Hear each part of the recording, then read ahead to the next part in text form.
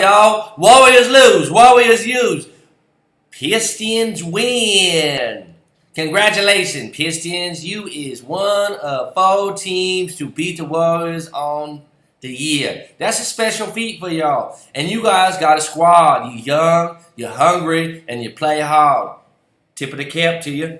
Now, the X factor for them is they got a big that's highly talented that runs the floor extremely well in Andre the Drummer Drummond. This guy can play ball, folks. I like his game. I like the fact that he plays hard. He reminds you a lot of a Ben Wallace. I think if he just focused on blocking the ball and rebounding, I don't know about his post game, but it's getting better. But this guy can play ball. He's intense. I mean, there was a play stoppage. There was a foul call. Curry just throws up a practice 3. This guy comes from 5-6 feet outside of the lane just to block it. He's dialed in, folks.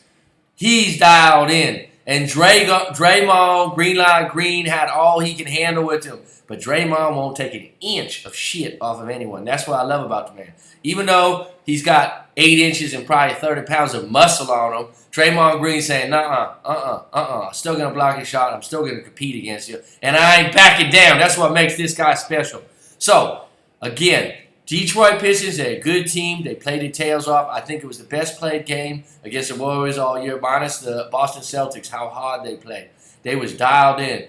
And anyone that says, oh, Stephon Curry, he ain't very tough, he don't take it up. Folks, he hit the floor about 6-7 times tonight, hard. He was beaten up. And he only got 1 technical, and I'll tell you what, he had a beef there.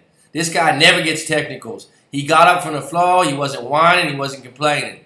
He's got the respect of the league on that. It's bullshit around it. Oh, he don't like to get hit. He had 30-plus points, folks. He had 6 points, 2 3-pointers at a very important time in the game, negated because of moving screens. Moving screens is something you can call every other play in the NBA. Correct me if I'm wrong on that. Tell me if I'm wrong. So, I mean, it's a hit-and-miss thing.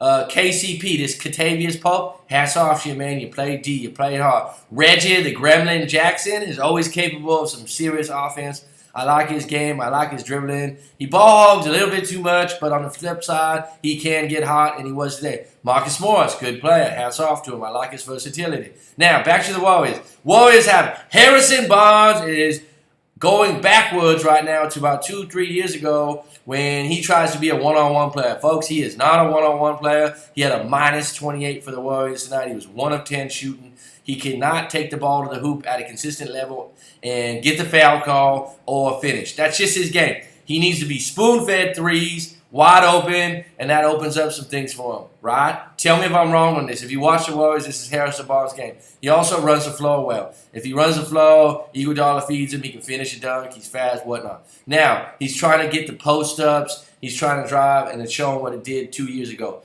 He's a 2-trick pony. I wouldn't say a 1-trick pony. He has a couple things in his arsenal, but he ain't a driver. He ain't a finisher. Tell me if I'm wrong on that, and I hope the Warriors are noticing because I don't want to pay him 4 years, $64 million. If you tell me, please don't pay him that because he's replaceable. He's a 3-and-D guy, and his D ain't even that special.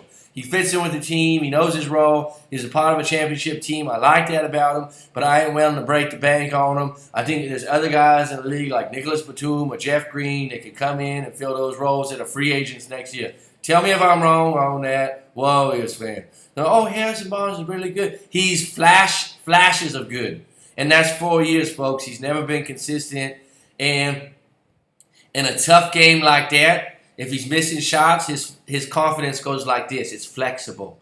It just moves. It goes down, it goes up. And you can see it in him. He's a flappable player. Tell me if I'm wrong. So the more we watch these kinds of games, I'm saying, Harrison Barnes, this is going to be a send-off year right now. It's not because you're good. It's just because you're a little bit full of yourself when you're turning down 4 years, $64 million. I'm really happy you did because it's going to give us an opportunity to probably get a better player.